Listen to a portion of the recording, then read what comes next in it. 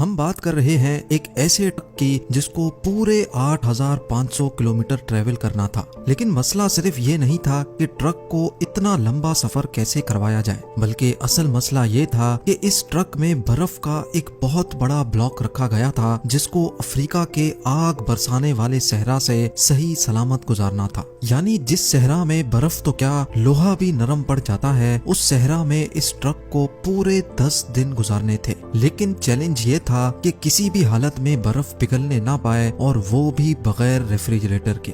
Zeme TV की videos में एक बार फिर से खुशामदीद। नाजरीन, ये बात है 1959 की, जब पूरी दुनिया की अटेंशन एक आइस ब्लॉक ने घेर रखी थी। ये आइस ब्लॉक 3050 केजी वजनी था और इसको दुनिया के एक कोने से दूसरे कोने तक पहुंचाना था, और वो भी बगैर रेफ्रिजरेशन के। यानी इसका स्टार्टिंग पॉइंट था नॉर्वे का शहर मोई राना, और इसका एंडिंग पॉइंट था लिब्राविल, जो सेंट्रल अफ्रीका में एक शहर है। लेकिन आखिर ऐसा किया क्यों जा रहा था? इस आइस ब्लॉक को इतना दूर क्यों ले जाया जा रहा था? असल में ये मामला शुरू हुआ था एक साल पहले, यानी 1958 में। लग्जमबर्ग यूरोप का एक मुल्क है जहां से एक बहुत फेमस रेडियो स्टेशन चलाया जाता था। ये ब्रॉडकास्ट रेडियो लग्जमबर्ग के नाम से पूरी दुनिया में फेमस थी। इस रेडियो स्टेशन की तरफ से सारे सुनने वालों के लिए एक अनोखा चैलेंज रखा गया, और वो चैलेंज ये था कि अगर कोई भी आदमी 3 टन वजनी आइस ब्लॉक को आर्कटिक रीजन से अफ्रीका तक लेकर जाएगा तो उसको एक बहुत भारी इनाम दिया जाएगा। रेडियो लग्जमबर्ग की तरफ से ये डिसाइड किया गया था कि हर किलोग्राम आइस के बदले में 1 लाख फ्रांसिस दिए जाएंगे, जो आज के दौर में $16,000 बनते हैं। हर 1 केजी के $16,000 यानी 3 टन वजनी आइस ब्लॉक के $48 मिलियन बनते हैं, जो वाकई एक बहुत बड़ी रकम है। लेकिन इस चैलेंज के कुछ रूल्स भी थे। पहला रूल तो ये था कि ये आइस ब्लॉक 1 पीस में लेकर जाना है। दूसरा रूल था कि इसको सिर्फ बाय रोड ट्रांसपोर्ट किया जाएगा। तीसरा और सबसे मुश्किल रूल ये था कि चैलेंज को पूरा करने के लिए रेफ्रिजरेटर का इस्तेमाल नहीं किया जा सकता। रेडियो लग्जमबर्ग ने इतना भारी इनाम इसी वजह से रखा था क्योंकि उनको अच्छी तरह मालूम था कि इतना बड़ा आइस ब्लॉक आर्कटिक रीजन से अफ्रीका तक लाना किसी भी सूरत में मुमकिन नहीं है, क्योंकि ये कोई छोटा मोटा सफर नहीं, बल्कि ये सफर पूरे 8500 किलोमीटर लंबा है, जिसमें 2500 किलोमीटर अफ्रीका का वो सहरा है जहां टेम्परेचर 50 डिग्री सेंटीग्रेड होता है। यानी बर्फ जो फ्रीजर से निकलते ही मिनटों में पिघल जाती है, वो भला इस हफ्तों लंबे सफर में सही सलामत कैसे मंजिल तक पहुंच पाएगी? रेडियो लग्जमबर्ग ने ये चैलेंज तो दिया, लेकिन यही चैलेंज उनको किस मुश्किल में फंसा देगा इसका उनको अंदाजा भी नहीं था। ये चैलेंज रेडियो पर ब्रॉडकास्ट होने के कई महीनों तक किसी ने भी आगे बढ़ने की हिम्मत नहीं की। लेकिन फिर बर्गर नाटवीक नामी एक शख्स ने ऐलान किया कि वो ये चैलेंज कबूल करने को तैयार है। बर्गर नाटवीक, जो कि नॉर्वे में एक इंसुलेशन कंपनी ग्लास फॉर्ट का मैनेजिंग डायरेक्टर था, उसका मानना था कि उसकी कंपनी जो इंसुलेशन मटेरियल बनाती है उसको इस्तेमाल करके ये चैलेंज आसानी से पूरा किया जा सकता है। अगर बर्गर नाटवीक ये चैलेंज पूरा करने में कामयाब हो गया तो वो अपनी कंपनी ग्लास फॉर्ट और उसके एम्प्लॉयज के लिए काफी सारी दौलत इकट्ठी कर सकेगा। पूरी दुनिया में ये बात फैल चुकी थी कि एक शख्स ने रेडियो लग्जमबर्ग का आइस ब्लॉक चैलेंज कबूल कर लिया है। इस काम को अंजाम देने के लिए नाटवीक ने एक टीम बनाई और चैलेंज को पूरा करने के लिए काम शुरू कर दिया, जिसकी वजह से कई न्यूज़पेपर की हेडलाइंस में नाटवीक के चर्चे होने लगे।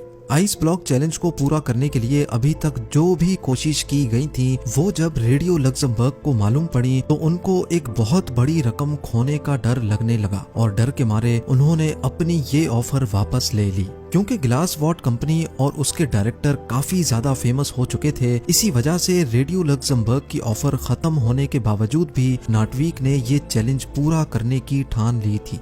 उनका मानना था कि अगर उनको पैसे ना भी मिले तब भी वो ये चैलेंज पूरा करेंगे, क्योंकि इसकी वजह से इनकी कंपनी की पब्लिसिटी में इजाफा होगा। ये चैलेंज अब स्टार्ट करने का वक्त आ चुका था। ये फैसला हो चुका था कि आइस ब्लॉक को नॉर्वे के शहर मोई राना से ऑल द वे अफ्रीका में गैबोन के शहर लिब्राविल तक भेजा जाएगा। आइस ब्लॉक को Denmark, Netherlands, Belgium, France, Spain और मोरक्को के बाद अल्जीरिया के सहरा से गुजारकर गैबोन तक लाया जाएगा। नेटवीक की टीम में एक इंजीनियर, 4 ड्राइवर्स, एक ट्रक मैकेनिक और 2 कैमरामैन भी शामिल थे। उन्होंने 3 टन वजनी आइस ब्लॉक को ग्लेशियर से काटने का फैसला किया, लेकिन इतना बड़ा आइस ब्लॉक एक ही साथ उठाना काफी मुश्किल था। इसीलिए 200 केजी के ब्लॉक्स को काट काट कर हेलीकॉप्टर के जरिए नीचे भेजा गया।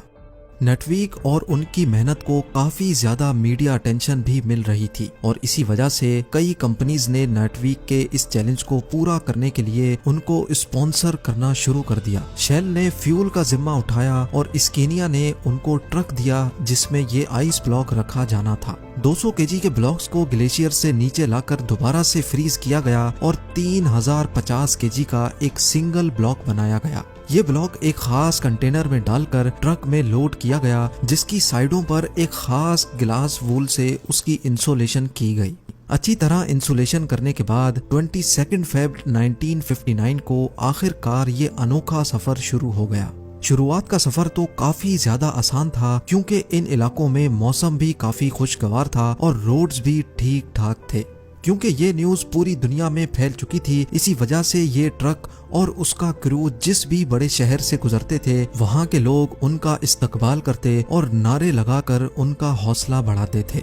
जैसे जैसे उनका सफर बढ़ता जा रहा था, उनकी पब्लिसिटी में मजीद इजाफा होता जा रहा था। जब ये ट्रक पेरिस से गुजर रहा था तो उनको वहाँ की पुलिस ने भीड़ वाले इलाकों से गुजारने के लिए खास प्रोटोकॉल भी दिया। यहाँ तक के पेरिस के मेयर ने क्रू की दावत भी की थी। इस सफर को एक हफ्ता गुजर चुका था। माँ से पहुँचने पर ट्रक को क्रेन की मदद से एक शिप पर रखा गया क्योंकि अब उनको समंदर का एक बहुत बड़ा हिस्सा पार करना था। समंदर के दूसरे हिस्से पहुँचने पर कंडीशंस बिल्कुल ही अलग हो चुकी थी। ट्रक अब अफ्रीका की जमीन पर आ चुका था जहां दिन के टाइम पर गर्मी इंतहाई शदीद थी। न सिर्फ आइस ब्लॉक के पिघलने का खतरा था, बल्कि गर्म रेत पर सफर करने से ट्रक के इंजन को भी खतरा था और उनके साथ मौजूद क्रू की तबीयत बिगड़ने का भी खौफ मंडला रहा था। इन सारे खतरों के अलावा ट्रक को सिक्योरिटी थ्रेट भी था क्योंकि जिस सहरा से वो लोग गुजर रहे थे उस इलाके में जंग चल रही थी और फ्रीडम फाइटर्स के लोग पहाड़ों में ही छुपे होते थे। वो लोग अपनी बातें मनवाने के लिए ट्रक और उसके क्रू को होस्टेज भी बना सकते थे। इस खतरे से निपटने के लिए फ्रेंच फॉरेन लीजन ने ट्रक और उनके क्रू को सहरा के कुछ एरियाज में सिक्योरिटी दी और उनको खास इंस्ट्रक्शंस दी कि कम से कम स्टॉप लेकर उनको इस सहरा से गुजरना है। लेकिन क्योंकि इस सहरा में प्रॉपर रोड नहीं थे, इसी वजह से ट्रक बार बार रेत में फंस जाता था। उनको मंजिल तक पहुंचने की जितनी ज्यादा जल्दी थी, उतना ही ज्यादा उनके रास्ते में मुश्किलात आ रही थी। हर मर्तबा जब ट्रक फंस जाता था तो उसको रेत से निकालने में क्रू को घंटों लग जाते थे।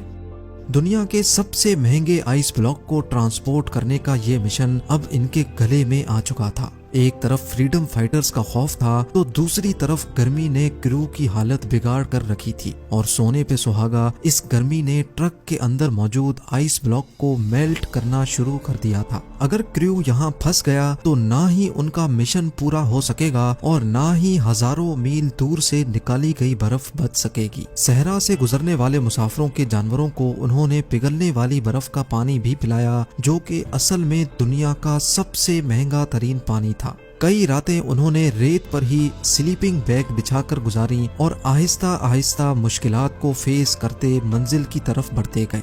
आखिरकार वो इस सहरा को पीछे छोड़ने में कामयाब हो ही गए और अब उनकी मंजिल काफी ज्यादा करीब थी। पूरे 28 दिनों के सफर के बाद ट्रक, क्रू और बचा हुआ आइस ब्लॉक लिब्रेविल पहुंचने में कामयाब हो गया था। लिब्रेविल पहुंचने पर उनका भरपूर इस्तकबाल किया गया, लेकिन सबको सिर्फ एक बात जाननी थी कि 28 दिन के सफर और मुश्किल तरीन कंडीशन से गुजरने के बाद आखिर कंटेनर में कितनी बर्फ बची है। हैरत अंगेज तौर पे जब ट्रक का कंटेनर खोला गया तो उसके अंदर का मंजर देखकर यकीन करना मुश्किल था। जी हाँ, नॉर्वे से निकलते वक्त आइस ब्लॉक 3050 केजी का था, लेकिन पूरे 28 दिनों के मुश्किल तरीन सफर के बाद हैरत अंगेज तौर पे आइस ब्लॉक का वजन 2714 किलोग्राम था। सिर्फ 11% बर्फ यानी सिर्फ 336 किलोग्राम आइस रास्ते में पिघल चुकी थी और बाकी सारा आइस ब्लॉक वन पीस में मौजूद था।